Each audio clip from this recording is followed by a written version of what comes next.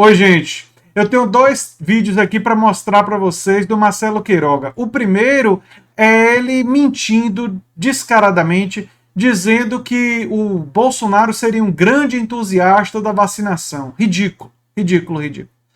Mas eu tenho um outro vídeo que mostra ele defendendo o óbvio, dizendo o óbvio, que sim, a maioria das pessoas que estão nos hospitais, na área de terapia intensiva, são pessoas não vacinadas, o que significa que essa postura do Bolsonaro de se não se vacinar é um absurdo. E ele, como vocês vão ver, também vai defender a vacinação infantil. Só aparece, ele diz que a vacinação infantil vai acontecer. Então vamos ver esses trechos e tecer alguns comentários. Ministro, sobre as declarações do presidente Bolsonaro sobre a Anvisa segundo as intenções com a liberação da vacina infantil, alguma palavra do senhor? O presidente Bolsonaro é um grande apoiador da campanha de vacinação.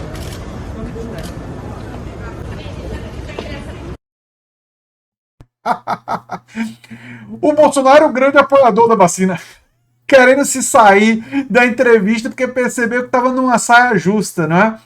E aí, ele depois disse isso daqui, ó. Eu vou tocar para vocês ele dizendo nessa entrevista o óbvio, que vem o primeiro lote dos imunizantes infantis da Pfizer, né? Isso está também, depois a gente vai entrar em maiores detalhes, mas também falando sobre o fato de que os não vacinados é que compõem a maioria das pessoas em terapia intensiva, incentivando as pessoas para vacinação. Muitos têm relatado que essa variante causa formas menos impactantes de Covid, sobretudo naqueles que estão vacinados, apesar da ciência não ter ainda nos dado todas as respostas acerca da eficácia das vacinas em relação à variante Ômicron. Mas aqueles que se internam nos hospitais e nas unidades de terapia intensiva, a grande maioria são de indivíduos não vacinados. Ouviram aí? Quem está vacinado está tendo sintomas leves da Omicron e os não vacinados compõem a maioria em terapia intensiva, ou seja, os casos graves, em sua maioria, são dos não vacinados. Né? Precisa dizer mais alguma coisa? Mas vamos lá, aí ele vai terminar incentivando a vacinação. Aqui falando sobre vacinas infantis, mas é necessário reafirmar a orientação para que aqueles que não tomaram a segunda dose, e há muitos no Brasil, felizmente muito menos do que em outros países, e aqueles que ainda não tomaram a dose de reforço, que procurem a sala de vacinação para completar o seu esquema vacinal. Pois é, né? Completar esquema vacinal, tomar dose de reforço.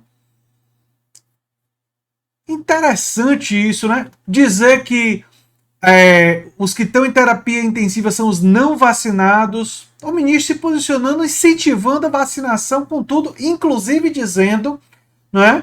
Dizendo que a vacinação infantil vai acontecer. Eu vou trazer agora mais detalhes. Já em relação à vacinação infantil, embora ele fique insistindo que a vacinação não é obrigatória, né? Ele disse que vão ter 30 milhões de vacinas infantis chegando, né? Depois de anunciar e voltar atrás de que o Brasil receberia 30 milhões de doses de vacinas infantis até março, Marcelo Queiroga confirmou a jornalista nessa quinta-feira o recebimento dos imunizantes, né? O que nós falamos, que nós tínhamos 20 milhões de doses de vacinas para distribuição até o final de março. E a Pfizer, ela nos garantiu que pode entregar mais 10 milhões. Mas espera aí, eu pensei que o Bolsonaro estava dizendo que a Pfizer precisava garantir o antídoto para efeitos colaterais.